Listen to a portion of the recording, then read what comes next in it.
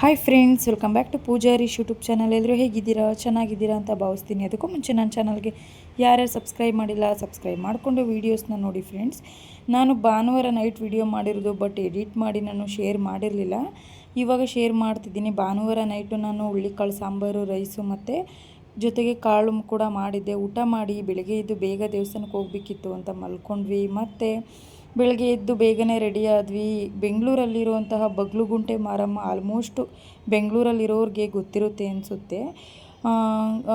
ನಾವು ತುಂಬ ಅಂದರೆ ಫಸ್ಟೆಲ್ಲ ಹೋಗ್ತಿದ್ವಿ, ಬಟ್ ಟೈಮ್ ಇರ್ತಿರಲಿಲ್ಲ. ಇವಾಗ ಊರಿಗೆಲ್ಲ ಜಾತ್ರೆ ಹಬ್ಬ ಅಂತ ಹೋಗ್ಬಿಟ್ಟು ಟೈಮೇ ಇರಲಿಲ್ಲ. ಅಂದರೆ ನಾವು ರೀಸೆಂಟಾಗಿ ಹೊಸ ಗಾಡಿ ತೊಗೊಂಡ್ವಿ, ಹಂಗಾಗಿ ಸ್ವಲ್ಪ ಊರಲ್ಲೇ ಇದ್ವಿ. ಒಂದು 15 ಡೇಸು ಹೋಗೋದಕ್ಕಾಗಿರಲಿಲ್ಲ.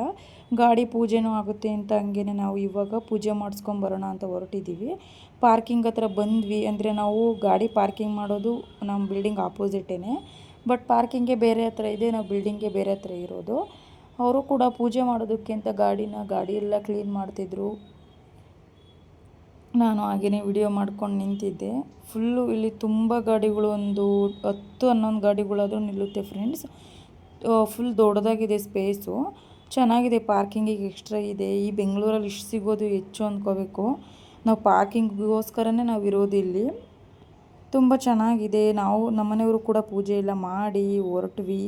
ನಮ್ಮ ಏರಿಯಾದಲ್ಲೇ ರೂಪೇನ ಅಗ್ರಹಾರದಲ್ಲಿ ಜಾತ್ರೆ ಆಗಿತ್ತು. ತೇರು ಅಂದರೆ ಹಾಗೆ ನಿಲ್ಲಿಸಿರ್ತಾರಲ್ವ ಜಾತ್ರೆ ಆದಮೇಲೆ.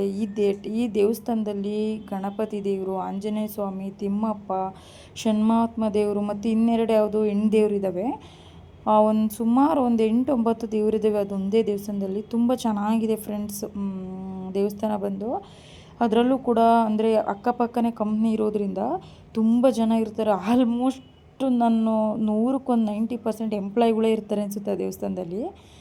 ಮತ್ತು ನಾವು ಬಂದ್ವಿ, ದೇವಸ್ಥಾನದ ಹತ್ರ ಬಂದುಬಿಟ್ಟು ನಾನು ಸ್ವಲ್ಪ ಮಡ್ಲಕ್ಕಿ ಕೊಡಬೇಕಿತ್ತು ದೇವ್ರಿಗೆ. ಅಂದರೆ ಸೀರೆ, ಬಳೆ, ಮಾಮೂಲಿ ಮಡ್ಲಕ್ಕಿ ಕೊಡ್ತೀವಲ್ವ ಆ ರೀತಿ ಎಲ್ಲ ಮನೆಯಿಂದನೇ ತೊಗೊಂಡು ರೆಡಿ ಮಾಡ್ಕೊಂಡು ಹೋಗಿದ್ದೆ. ಕೊಡೋದಕ್ಕೆ ಅಂತ ನಾವು ಕೂಡ ಹೋದ್ವಿ ಒಳಗಡೆ. ಆಲ್ಮೋಸ್ಟ್ 12 ಗಂಟೆವರೆಗೂ ಇರ್ತಾರೆ ಇಲ್ಲಿ. 12 ಗಂಟೆ ಮೇಲೆ ಇರೋದಿಲ್ಲ ಅನಿಸುತ್ತೆ. ನಾವು ಬೇಗನೆ ಹೋಗಿದ್ವಲ್ವ, ಪೂಜೆ ಎಲ್ಲ ಮಾಡಿಸ್ಕೊಂಡು ಫ್ರೀಯಾಗಿತ್ತು. ಭಾನುವಾರ ಅಂದರೂ ಕೂಡ ಫ್ರೀಯಾಗಿತ್ತು. ಭಾನುವಾರ ಅಲ್ಲ, ಮಂಡೇ ಫ್ರೀಯಾಗಿತ್ತು.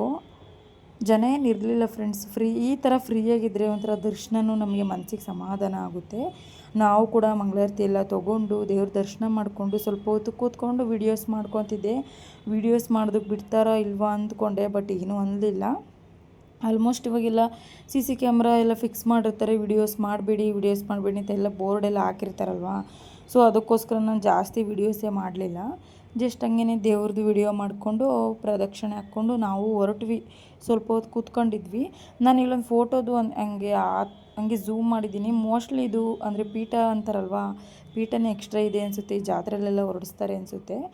ಬಟ್ ನಾವು ಇದನ್ನಷ್ಟೇ ಅಂದರೆ ಗರ್ಭದ ಗುಡಿಯಲ್ಲಿರೋ ದೇವರಷ್ಟೇ ನೋಡಿರೋದು. ಮತ್ತು ಸ್ವಲ್ಪ ಆ ಕಡೆ ಸೈಡ್ ಹೋದರೆ ಇನ್ನೊಂದು ಪುಟ್ಟ ದೇವಸ್ಥಾನ ಇದೆ. ನಾವಲ್ಲಿಗೆ ಯಾವಾಗಲೂ ಹೋಗಿಲ್ಲ. ಮೋಸ್ಟ್ಲಿ ಹಂಗೆ ವೀಡಿಯೋದಲ್ಲಿ ಕಾಣಲ್ಲ ಅನಿಸುತ್ತೆ. ಮೋಸ್ಟ್ಲಿ ವೀಡಿಯೋದಲ್ಲಿ ಮಾಡಿಲ್ಲ ಅನಿಸುತ್ತೆ. ಕಾಣುತ್ತೆ, ಬಟ್ ಅದು ಯಾವ ದೇವರು ಅನ್ನೋದು ಗೊತ್ತಿಲ್ಲ. ನಾವು ಅಲ್ಲಿಗೆ ಹೋಗಿಲ್ಲ. ಆಪೋಸಿಟು ಈ ಮಾರಮ್ಮನ ಟೆಂಪಲಿಗೆ ಮಾತ್ರ ಬಂದಾಗೆಲ್ಲ ಹೋಗ್ತೀವಿ. ಮತ್ತು ಒಳಗಡೆ ಕರ್ಪೂರ ಊದುಗಡ್ಡಿ ಕಚ್ಚೋ ಆಗಿಲ್ಲ ಅಂದರು. ಅದಕ್ಕೋಸ್ಕರ ನಮ್ಮನೆಯವರು ಹಾಗೇ ಹೊರಗಡೆನೇ ಕಚ್ಚುತ್ತಿದ್ರು. ಲಾಸ್ಟಿಗೆ ಮಡ್ಲಕ್ಕಿ ಎಲ್ಲ ಕೊಟ್ಟ ಮೇಲೆ ಈ ಥರ ಬಳೆ, ಕುಂಕುಮ, ಸ್ವಲ್ಪ ಅಕ್ಕಿ, ಪ್ರಸಾದ ಎಲ್ಲ ಹಾಕಿ ಕೊಡ್ತಾರೆ. ಒಳಗಡೆ ಹಚ್ಚೋ ಆಗಿಲ್ಲ ಅಂತ ನಮ್ಮನೆಯವರು ಆಚೆ ಕಡೆನೇ ಹಚ್ಚುತ್ತಿದ್ರು. ಈ ಥರ ತುಪ್ಪದ ದೀಪ ಎಲ್ಲ ಹಚ್ಚಿ ಹರಕೆ ಮಾಡ್ಕೊಂಡಿರೋರೆಲ್ಲವ ಬೆಳಗ್ಗೆ ಎಲ್ಲ ಇಟ್ಟಿರ್ತಾರೆ. ಕೆಂಡನೂ ಆಗುತ್ತೆ. ನಾವು ಒಂದ್ಸಲನೂ ಬಂದಿಲ್ಲ, ಬಟ್ ತುಂಬ ಜೋರಾಗುತ್ತೆ ಫ್ರೆಂಡ್ ಜಾತ್ರೆ ಮಾತ್ರ. ಫೇಮಸ್ಸು ಬಗ್ಲುಗುಂಟೆ ಮಾರಮ್ಮ ಅಂದರೆ. ದರ್ಶನ ಎಲ್ಲ ಮುಗಿಸ್ಕೊಂಡು ನಾವು ಕೂಡ ಹೊರಟ್ವಿ. ಈ ವಿಡಿಯೋ ನಿಮಗೇನಾದರೂ ಇಷ್ಟ ಆಗಿದೆ ಅಂದರೆ ಲೈಕ್ ಮಾಡಿ, ಶೇರ್ ಮಾಡಿ, ಕಮೆಂಟ್ ಮಾಡಿ ಫ್ರೆಂಡ್ಸ್. ನೆಕ್ಸ್ಟ್ ವಿಡಿಯೋದಲ್ಲಿ ಸಿಗೋಣ. Thank you so much. Bye friends.